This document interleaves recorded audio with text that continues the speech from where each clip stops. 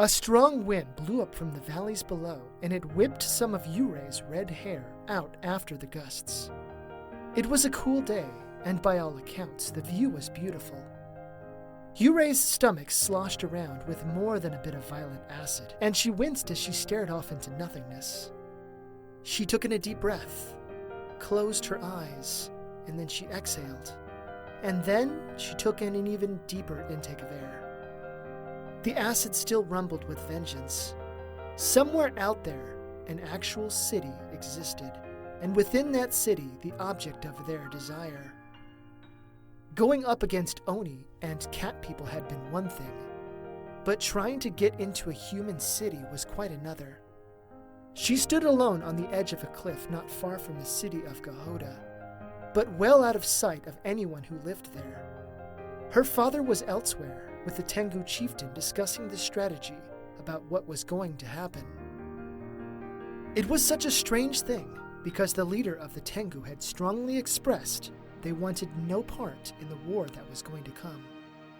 So why would they elect to help Yurei and her father in this endeavor? The ground crunched behind her, and Yurei glanced over her shoulder.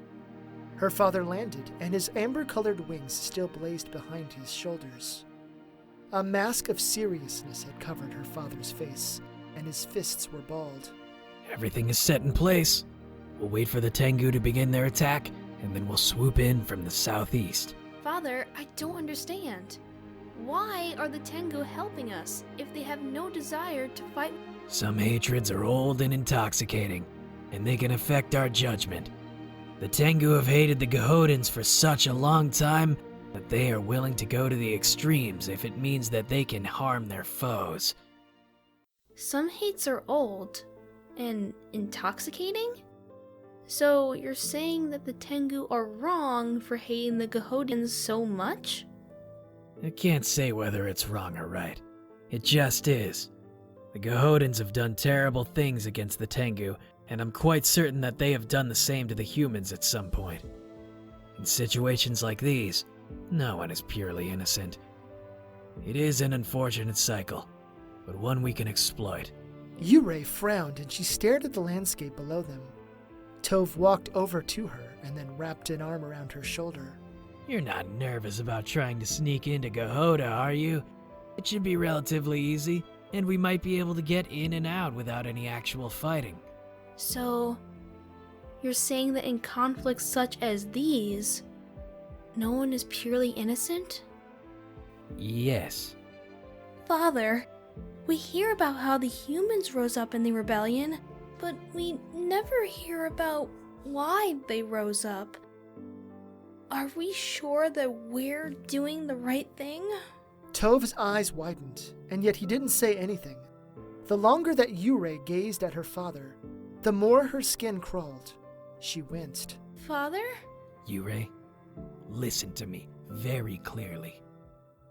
The Alicorni are our masters, and we exist to serve them. They are going to return and make it so that our people can thrive again, rather than live in the shadow of humans. You do want to help liberate our people, right? Yes. Do you? Yes. Then please, don't question our masters. I don't know what happened in the past exactly. All I know is that the Alicorni will return, and that they will exalt our people so we may one day thrive as we once did. We can't afford to doubt them now, okay? Yes, Father. Tove and Yurei waited for another half hour before they heard the distant horns. Are those Tengu battle horns? No, not the Tengu. But it's the sign we've been waiting for. Let's go. The pendant will lead us to where the sparkle star piece is. We fly fast and only engage when we need to. Are you ready? Yurei only nodded, and when her father leapt from the cliff, she followed. Her magenta-colored wings sprang to life, and she whipped on the air currents behind Tove. At first, they only sailed between mountain peaks, but within minutes, the human city of Gahoda came into view. It was an interesting city carved from a cove surrounded by rocky cliffs and ledges. Dozens and dozens of ships were in the harbor, and the city itself covered the coast. Thousands of Tengu flapped in the air, and they covered many of the ships. Even from that distance, Yurei saw the humans locked in mortal combat with the avian creatures. None of the humans appeared to notice them, or they were headed toward the site of combat. Her father held the pendant in his hand, and he sailed over the tops of the city, following its pulses. Yurei simply followed, the tension in her heart squeezed at her. Despite her father's stern stance, the questions still buzzed in Yurei's mind. They screamed at her, actually. However, now was not the time to consider them. The only thing that mattered was surviving and securing the Sparkle Star lock. Her father landed on the roof of the largest building, at the highest point in the city. From the looks of it, the building must have been some kind of granary or storage facility. But then again, it had several balconies built into the side of it, as well as a wide set of double doors at the front. Tove held up the pendant. The Sparkle Starlock is in this building. Here's my call for some close combat. Summon your swords, strike quickly and deadly, and then move on. Tove summoned his energy sword and held it out to the side. Yurei flowed her magic into her palms, and then she conjured forth her twin blades. Tove dismissed his wings, and so Yurei did the same. He ran over to the edge of the roof, crouched down, and then listened intently. Yurei was right beside him, and then Tove flipped down to land on the balcony. Rather than be elegant, Yurei simply hopped down to land beside her father. Tove moved inside the building first. It's closed. Tove stopped where he stood, which caused Yurei to bump into him. Her father did not move, but instead he leveled his sword in front of him and openly glared. Yurei followed his line of sight. The moisture in her mouth dried up. The room they stood in appeared to be some kind of grand office with a large desk right beside the entrance to the balcony. There was an exquisite crimson rug in the center of the room, a series of wooden shelves lining the far wall, and various items resting upon the shelves. Two humans stood at the far end of the room toward the exit. When Tove and Yurei walked in, the humans appeared to be in the process of leaving, but now they stood defiantly. One of them was a very gorgeous human male. In fact, this man was the most handsome person Yurei had ever seen. It was a good thing that she stood behind her father, otherwise he would have seen her cheeks redden. The sexy human god stood fairly tall, with the most mesmerizing brown eyes, long brown hair that ended at his jawline, and a slender but firm physique. He had a sheathed sword at his side, but the hilt and the sword guard of the weapon was of ornate design. He wore fine, violet silky slacks, a sleeveless white shirt, and a pair of sandals.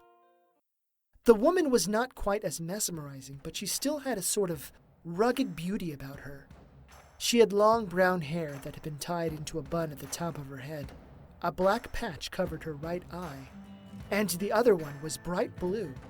A thin scar ran from the woman's chin, up through the right side of her face, under the patch, and it stopped in the center of her forehead.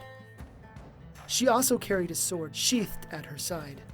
The woman wore a long-sleeved emerald-colored shirt, a pair of dark brown pants, and a pair of sandals. Of the two, the woman was significantly older looking. The woman smiled viciously. What do we have here? They don't look like Tengu, but they must be in league with the vile birds. Obviously they aren't human. We should be careful, Mother. Don't forget who you're speaking to, boy. Of course they aren't human. No human child can call forth weapons of light. This should be fun. The woman drew her sword and then stepped in front of the shelves of the old knickknacks. Meanwhile, the younger male drew his sword, and he moved toward the other side of the far wall, approaching Tove and Yurei from the other side. You have something that doesn't belong to you. We're here to take it back. I have a lot of things that don't belong to me. I am the pirate queen, after all. Come, and try and take whatever it is back. We don't want any trouble. We just want the item. You don't want trouble? You dare say such a thing when you step into my office as a legion of Tengu are besieging my city? I don't know how you're connected to those accursed birds, but it doesn't matter. You came here to steal from me, and you will only find death. In a flash, the woman lunged toward Yurei's father, a sick and demented sense of hunger on her face. At the same moment, the overly gorgeous man advanced on Yurei, and she was forced to focus on her own fight. The younger man's blade moved through the air so quickly, and Yurei barely had time to raise one of her swords up in defense. He followed up swiftly with even more sword slashes, and Yurei fell into the rhythm of blocking, parrying, and shifting out of the way. From the corner of her eye, she saw her father, blocking, counterattacking, and twirling with the woman, as if in some kind of dance. The young man's blades nearly opened up Yurei's face, and the rush of air made her eyes flutter. Focus on me, little thief, or you'll find your life significantly shorter. Yurei gave a response through a flurry of her blades. A spark of anger flared in her, and she moved harder and faster.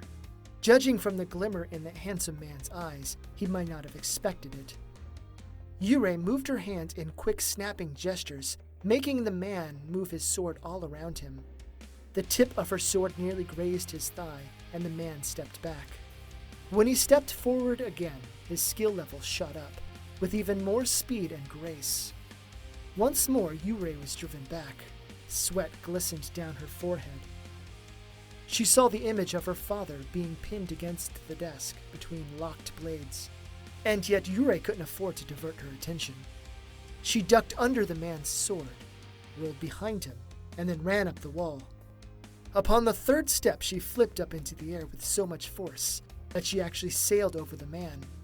His blade swiped up where she once was, but Yurei landed behind him. This was it. Yurei swung both of her swords as hard as she could, but the man pivoted at the last second and brought the side of his sword against the edges of her weapons. Not bad. You're quite skilled for a thief. Vihori, stop flirting with her and kill her already! I wasn't Yurei shifted under her blade and moved past him. As she did, she raked one of her blades against his side. The man was quick, and so it was only a glancing slice. But she connected with him. The woman still pinned Tove to the desk, and she was winning on the strength contest. See? Stop holding back because it's a girl and go all out. You're a pirate, not a chivalrous knight. The gorgeous man sighed, stood to face Yurei once more, and then leveled his sword in front of him. Yes, mother. Yurei, go all out. Full force.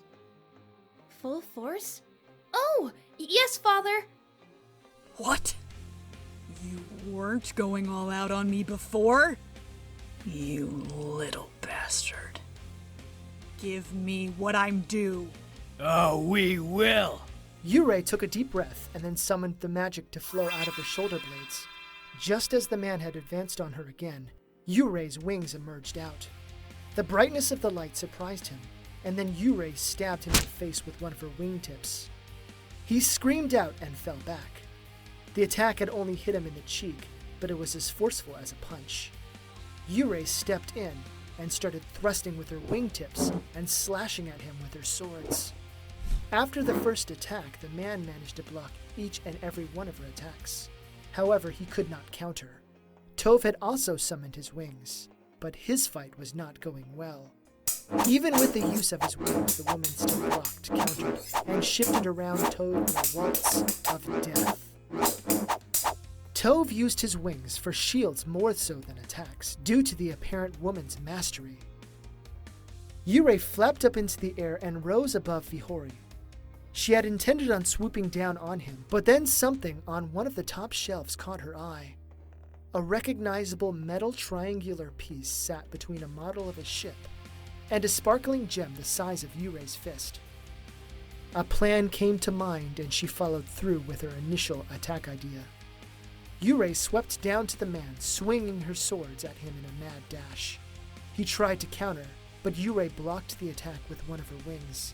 She twirled around as quickly as she could and used one of her wings to knock the man's ankles out from under him. He fell to the ground in a loud thud, loud enough to draw the attention from the older pirate queen and her father. Rather than attack the man, Yurei took to the air and flew toward the shelved walls. She spun in the air so that her feet planted on the wall itself. The soles of her feet pressed against the wall, and Yurei dismissed one of her short swords. She reached down and grabbed the piece of the sparkle star lock, and then pushed off the wall with all of her might. Her trajectory? Right toward the pirate queen. Surely she wouldn't have time to The pirate queen slanted to the side and swung her sword at Yurei. At the last moment, she moved herself upward only a quarter of the inch. The blade of the sword barely missed the tip of her nose. Yurei arched her body away from it instinctively, and she flapped all the harder away from the pirate queen. She sailed toward the open doorway of the balcony and then sailed out through it. Yurei looked back, and to her delight, Tove flew through the door a moment later. The pirate queen stepped out onto the balcony and she pointed her sword at them. Get back here, you little bastards! Yurei flew higher into the sky and Tove moved beside her. Did you get it? Yurei held up the item, the fourth piece of the sparkle star lock. It glimmered in the sunlight. Yes, I did! Great job, Squirt. We almost died in there. That woman, that pirate queen, was better than I was. For a long moment, while they climbed higher into the sky, far from the city of Gahoda, Yurei only gaped at her father. Her father Tove was one of the greatest heroes of the Vren. He was one of the most skilled weapon masters of them all. And to hear her father say that about a human? Let's get to a safe spot and then rest for a while. We deserve a rest. At least a day or so before we try and take this baby back home. What do you think, Squirt? Yeah, that sounds nice. Yurei and her father soared northwest of the city of Gahoda, all while the Tengu continued to assault it.